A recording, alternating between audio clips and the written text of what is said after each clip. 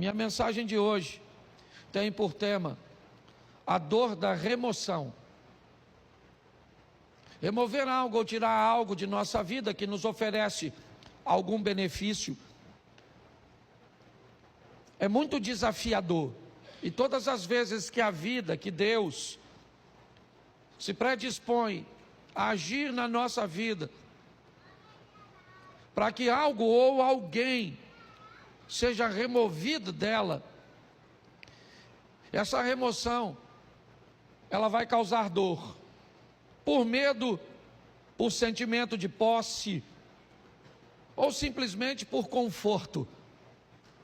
Normalmente as pessoas não têm dificuldade, principalmente na igreja. Você quer colocar alguém num cargo, ninguém normalmente não te pergunta por que você está colocando essa pessoa no cargo.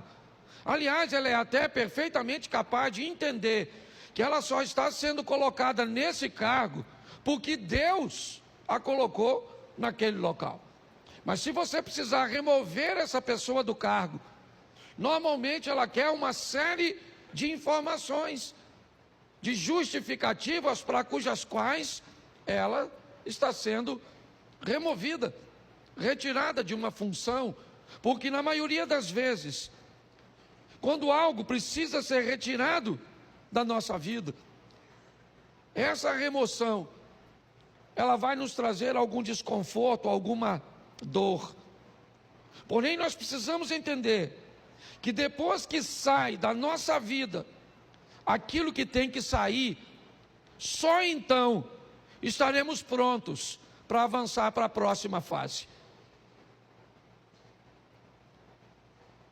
Quando nós somos capazes de entender isso, fica mais suave, menos doloroso ver pessoas partirem, ver empregos ficarem para trás, ver situações cujas quais achávamos vantajosas, expressivas e significativas partirem.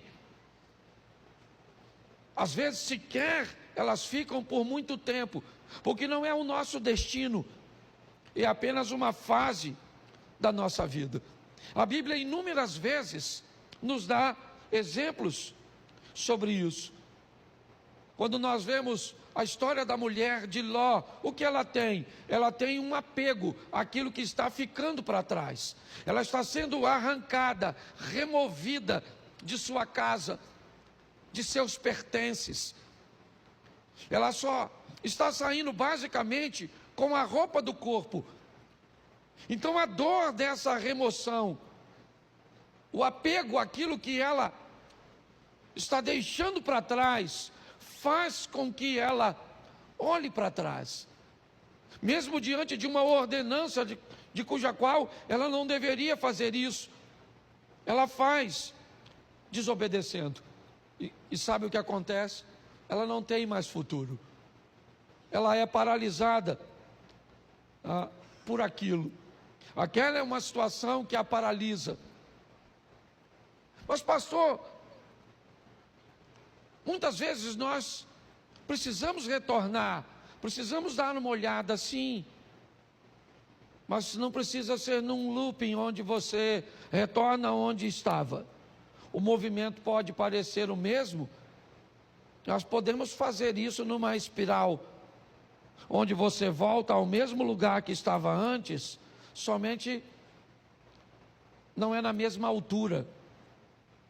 Volta, mas você sabe, quando um avião pequeno, ele precisa decolar num ambiente montanhoso, você sabe o motivo pelo qual o avião do grupo Mamonas Assassinas colidiu com a Serra da Cantareira? Porque ele não tinha força suficiente para decolar como um jato.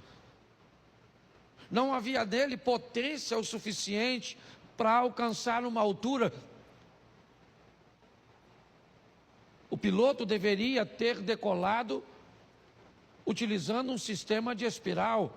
Decolaria mais baixo, então retornaria e ganharia altura para que conseguisse transpor aquele obstáculo, aquela serra.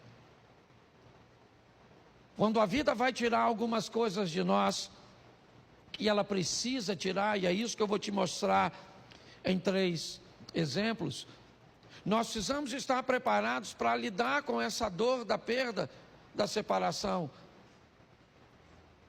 com a remoção, né, de algo ou de alguém que precisa ser retirado da nossa vida, porque senão nós não vamos transicionar de fase. Há quanto tempo você não muda de fase na sua vida? Há quanto tempo coisas ruins não acontecem, mas também não acontecem coisas boas?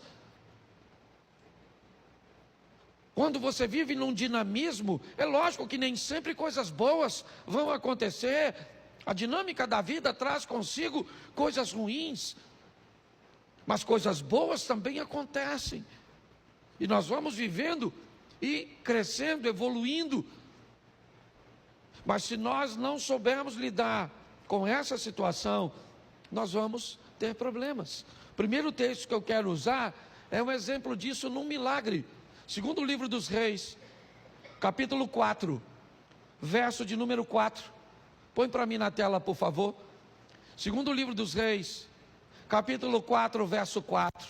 Depois entra em casa, fecha a porta atrás de você e dos seus filhos, e derrame o azeite em todas aquelas vasilhas, e ponha à parte as que forem ficando cheias. Preste atenção na exposição desse milagre, no que a Bíblia está narrando. O milagre está acontecendo, mas todas as vezes que uma botija de azeite se enche, o que esta mulher tem que fazer é retirar essa botija, colocar uma outra no lugar e colocar essa botija para trás. Então, enquanto essa está enchendo, assim que essa enche, ela remove essa e coloca essa para que se encha. Me parece que a visão é basicamente a mesma. Aconteceu, está tudo certo. E agora, o que eu faço? O que aconteceu agora é passado. Eu tenho que voltar para o ambiente onde as coisas acontecem e não utilizar o verbo no passado. Eu tenho que entender isso. Nós não podemos ficar vivendo, né, a mesma estação o tempo inteiro. Então aconteceu, tá bom, foi bom ou foi ruim, passou, eu tenho que estar pronto para a próxima fase. Quando não lidamos muito bem com isso, nós podemos ter sérios problemas. E o primeiro é o pai da fé, Abraão. Presta atenção nesse texto aqui, coloca Gênesis 13, verso 14. Gênesis 13, 14, dá uma olhada. 14, por favor, e não 4. Isso. O Senhor diz a Abrão, depois que Ló separou dele, ou se separou dele. Olha para mim.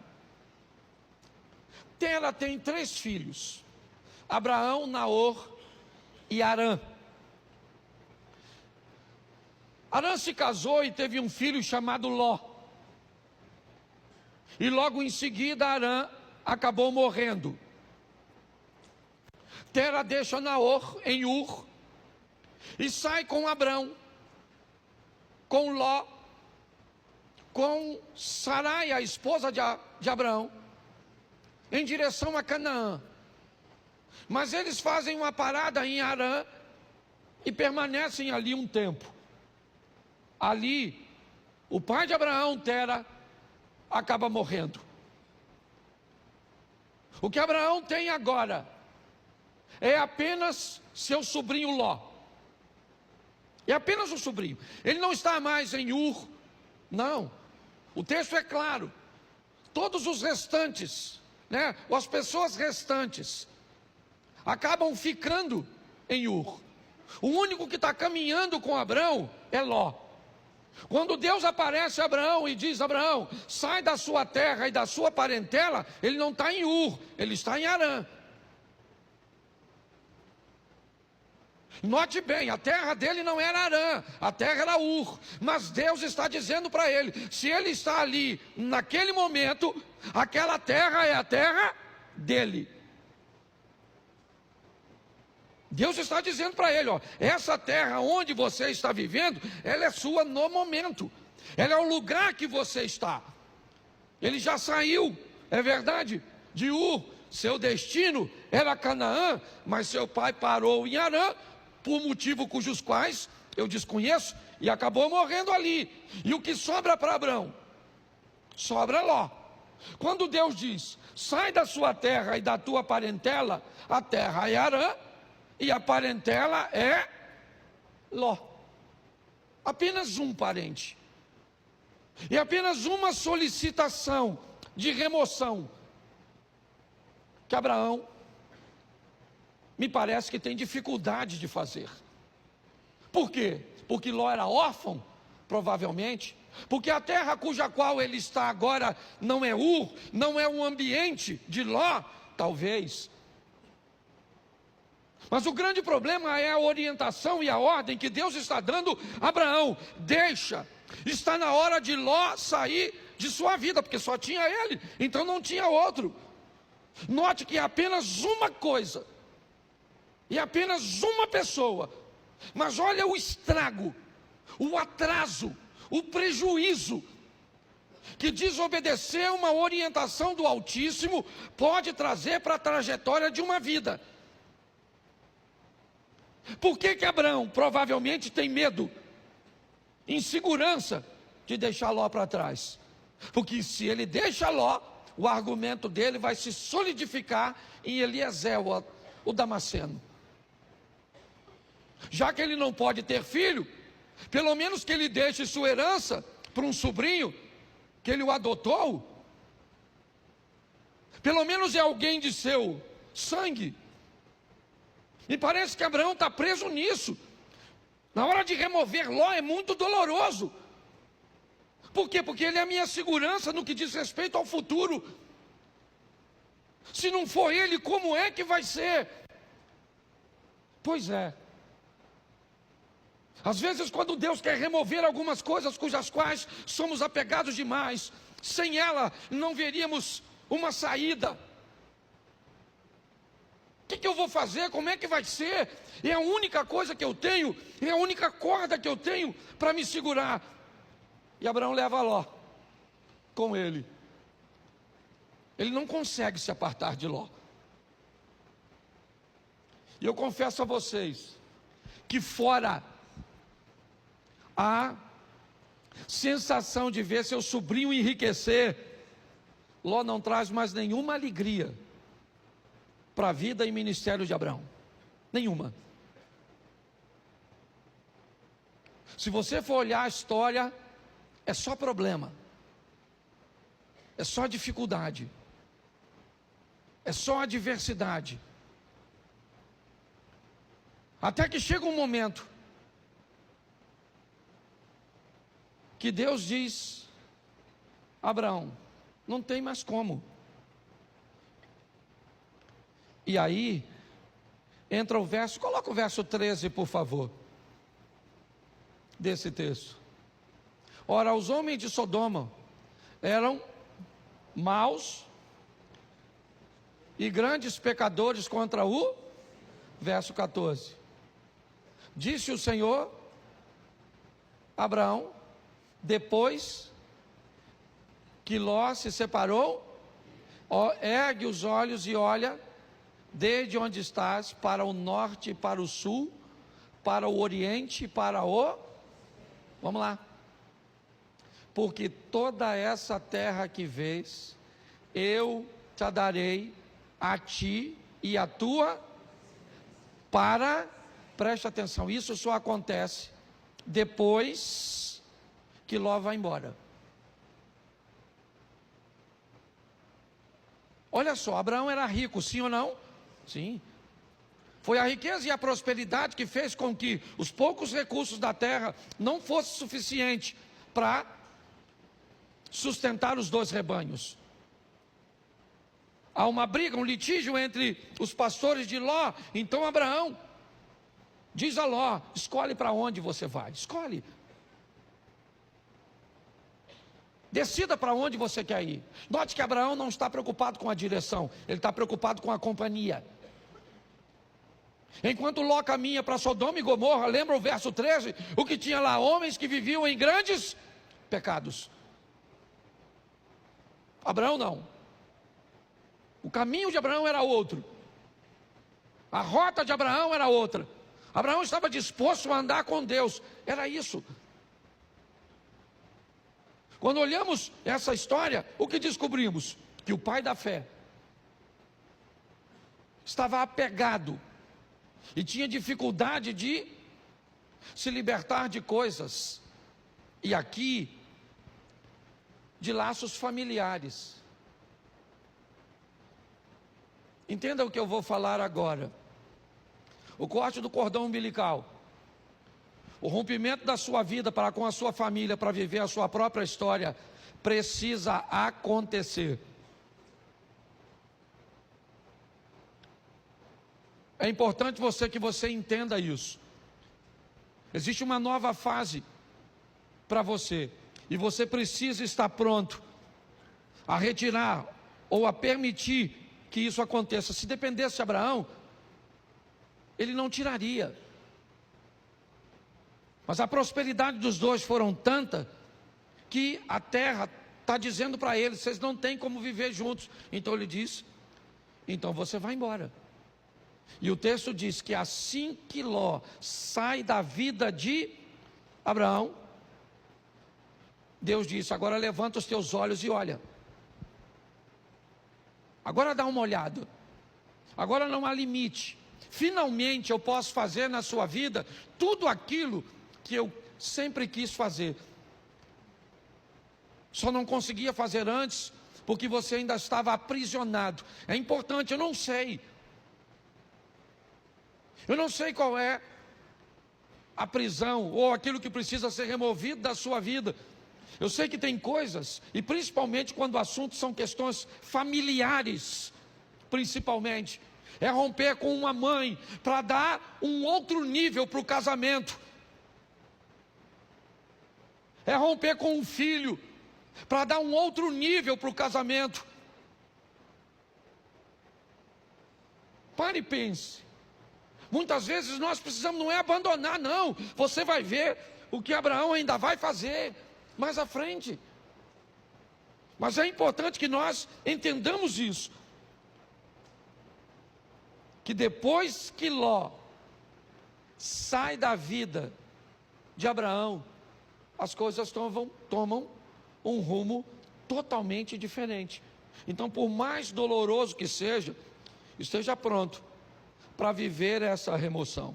Deixa eu usar a segunda, que eu não posso deter muito tempo. Jonas 1,15.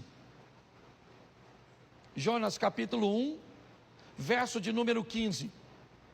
Levantaram Jonas e o lançaram ao mar, e cessou o mar da sua fúria. Preste atenção. Um barco está para afundar, e Jonas está nele. Qual é o problema da tempestade? É Jonas. Qual é o motivo de tudo aquilo que está acontecendo? É Jonas. Por que Jonas está ali? Porque o capitão do navio está ganhando dinheiro com Jonas. Jonas está ali porque comprou uma passagem. Jonas está ali porque tinha uma grana para comprar uma passagem para entrar nesse barco. Mas ele é um desobediente, tá certo? Mas ele está trazendo dinheiro. Mas eu não sei quem ele é. Tudo bem, não quero saber. Ele está trazendo uma grana, ele está trazendo uma lucratividade, e pautado nessa lucratividade, eu não sou capaz de selecionar quem entra na minha vida. Deixa eu fazer uma pergunta para você: quanto custa para entrar na sua casa? Quanto custa para entrar na sua família? Quanto custa? Qual é o preço de um ingresso da sua intimidade? Pare e pense. Por causa da entrada de Jonas, o capitão do navio, que não é profeta, ele não desobedeceu a Deus, não. Ele cometeu algum pecado quando vendeu o ingresso do barco dele para o Jonas? Sim ou não? Claro que não. Mas não interessa, tem alguém dentro da vida dele, tem alguém dentro do barco dele que está trazendo aquela tempestade. É só uma questão de tempo até ele afundar. Você sabe o que ele faz, o capitão do navio? Ele pega toda a carga e joga fora. Ele precisava perder a carga?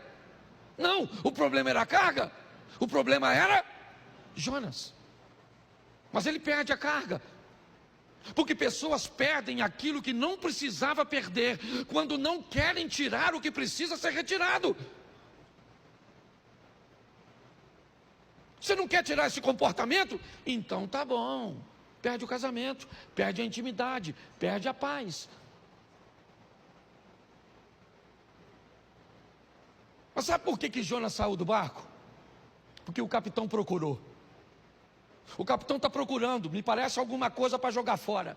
O que ele quer é aliviar o barco, já perdeu a carga, é verdade, mas a tempestade continua, então ele vai no porão, ele desce no porão do navio. Eu já falei isso aqui, ele desce no porão do navio e lá no escuro do porão, deitado num lugar, está o Jonas. Porque aquilo que às vezes vai te levar para o fundo, não está na luz no convés, está no porão, escondido, quietinho.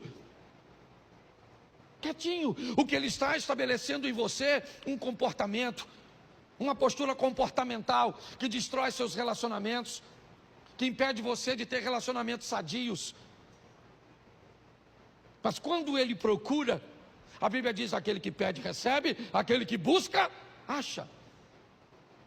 Então ele não está buscando, ele achou, pegou o Jonas, levou o Jonas no convés, o interrogou, e Jonas disse, não era para eu estar aqui, era para eu estar onde? Em Nínive, cumprindo a minha missão. Mas eu desci a Jope, peguei, certo? Comprei um ingresso, uma passagem, entrei no seu barco para ir para Tarsis, para a Espanha. E agora? A tempestade está lá, Jonas disse que ele é o culpado. Mas e agora? O texto diz que o capitão está com medo de jogar Jonas fora. Quem é esse cara? Não é quem ele é. É a missão que ele precisa executar. Não tem a ver com ele, é com o propósito de Deus na vida dele. Ele se torna importante por causa do propósito. E aquele homem olha e diz, eu não vou remover esse cara do meu barco, eu estou com medo de jogar esse cara fora.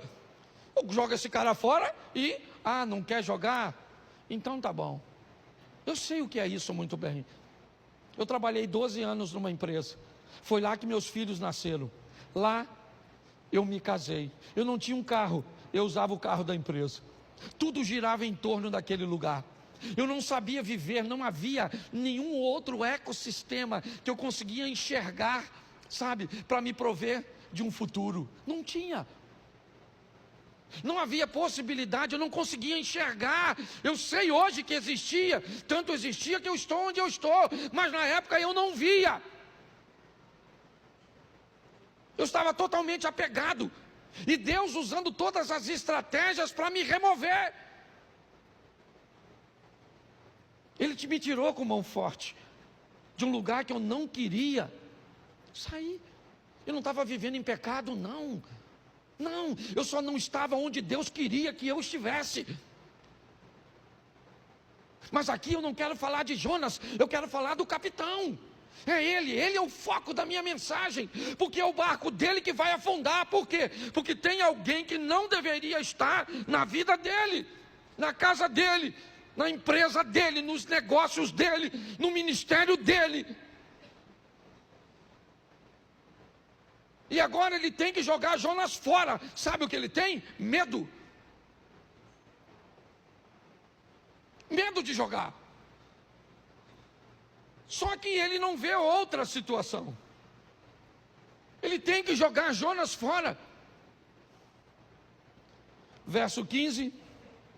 E levantaram a Jonas e o lançaram e cessou a sua. Aí ele foi lá, mergulhou no mar, pegou a carga toda, trouxe de volta para o navio e seguiu direitinho, sim ou não? Não. Precisava ter perdido a carga se tivesse jogado Jonas? Sim ou não? Mas perdeu a carga porque não achou o Jonas. Então fala para quem está do seu lado: acha o Jonas.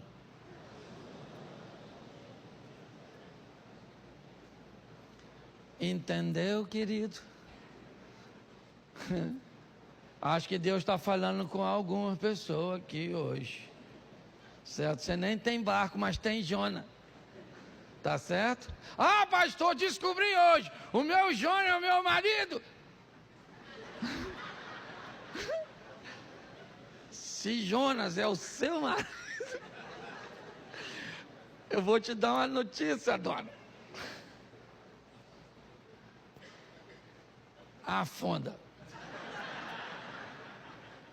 Porque tem gente, a turma que já está brigando, né? Fala, pastor, nossa, remoção. Nossa, podia sair morto. Mas afogado serve.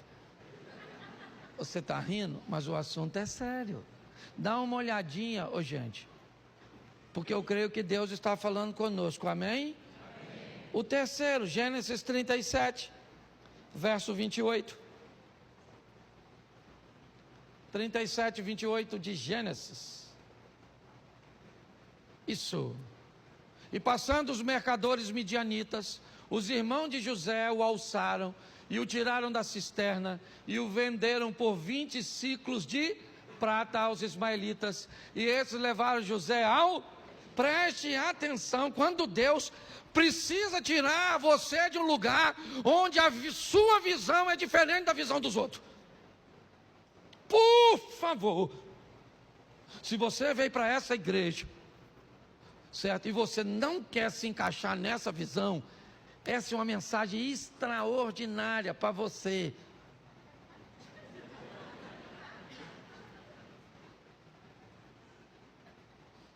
O José é um cara que ele vê o mundo, as coisas, ele aspira, seu comportamento é diferente de seus irmãos. Não cabe. Eu não estou dizendo que Rubem, Simeão, Levi, Isacar, Zebulun, Gad, Azé, Naftali, certo? Eu não estou dizendo que eles estão errados. Eu estou dizendo que há uma visão diferente. E Deus então vai remover José. Sabe o que ele é? Irmão dos caras. Sabe, ele vai ser vendido como? Repita comigo, é melhor ser um escravo na mão de estranhos do que irmão de uma família de invejosos. O dono do escravo, ele quer o quê? O que ele quer com o escravo? Ele quer o quê? Lucrar, sim ou não? Então, para o dono do escravo, quanto mais ele lucrar, melhor. O que o escravo vai fazer lá na frente, se o escravo amanhã se tornou governador do Egito, o cara não quer saber. O que ele quer saber é o quanto ele ganhou quando vendeu o escravo. Mas um ambiente de invejoso, ele está preocupado com o que você pode se tornar no futuro. É isso que vai incomodá-lo. Então o propósito, enquanto o dono do escravo não se preocupa com o escravo amanhã, desde que tenha ganho com ele, o invejoso não, ele se preocupa totalmente com amanhã, com aquilo que você pode se tornar. Porque na verdade, na maioria das vezes, todo mundo quer ver você bem, desde que não seja melhor do que ele. Na maioria das vezes é assim que funciona. José precisa ser removido daquele lugar. Não cabe ali. Mas pastor, fique tranquilo. Essa é uma questão de família, e uma família bem organizadinha. Não esqueça que esse cara, ele é bisneto de Abraão, sim ou não? Isso. Ele é filho de Jacó, que é filho de Isaac, que é filho de Abraão. Essa é uma história sensacional no que diz respeito à família. Por quê? Porque José é vendido pelos irmãos aos ismaelitas e vai para o Egito, como nós lemos o texto. No Egito, então, ele se torna governador e depois de anos, seus irmãos vêm morar numa terra que ele conquistou para seus irmãos. Olha só. Nessa história, os irmãos de José cabem na vida de José naquele momento que ele está lá? Sim ou não? Não. Mas quando ele migra para o Egito e se torna governador, quem é que vem morar com ele? Os irmãos. Tem gente que não cabe na sua vida hoje, mas vai caber. Tem ambientes que hoje precisa ser retirado de você. Talvez porque você não tem habilidade para lidar com ele. Mas todas as vezes que Deus quer remover isso, ou quer remover algo, alguém da nossa vida, se esse ambiente, se essa pessoa nos traz alguma vantagem, nós vamos ter sérios problemas. Isso aconteceu com Abraão, como eu citei aqui para vocês. Isso aconteceu com aquele homem que teve seu navio ameaçado porque alguém não devia estar lá. E mesmo na hora de remover, foi desafiador. E para José também foi difícil ver seus irmãos ficarem para trás e ele ser vendido. Hoje, o que eu entendo aqui para todos nós é que algumas coisas precisam ser retiradas, removidas. Essa palavra veio a mim quando eu ouvi aquela ministração na Slavec, onde aquela ideia de graça que me trouxe até aqui foi ampliada, não diminuída, ampliada. É uma nova fase. É importante que nós venhamos a respeitar o tempo da mudança. É um grande desafio para nós. Eu não sei se você sabe, mas a história de Abraão começa com 75 anos de idade. Isaac nasce, Abraão tem 100 anos. Foram 25 anos depois. Ele teve que vivenciar tudo aquilo. Talvez por isso ele seja chamado o pai da fé. Hoje, muitas vezes, Deus tenta remover coisas tão pequenas. Eu vou falar aqui algo, não vou expor a intimidade de ninguém, mas não sei nem se o casal que eu atendi está aqui, mas não vou citar seu nome de forma nenhuma aqui. Eu estava atendendo agorinha mesmo um casal que corre o risco de se divorciar porque a mulher tem dificuldade de remover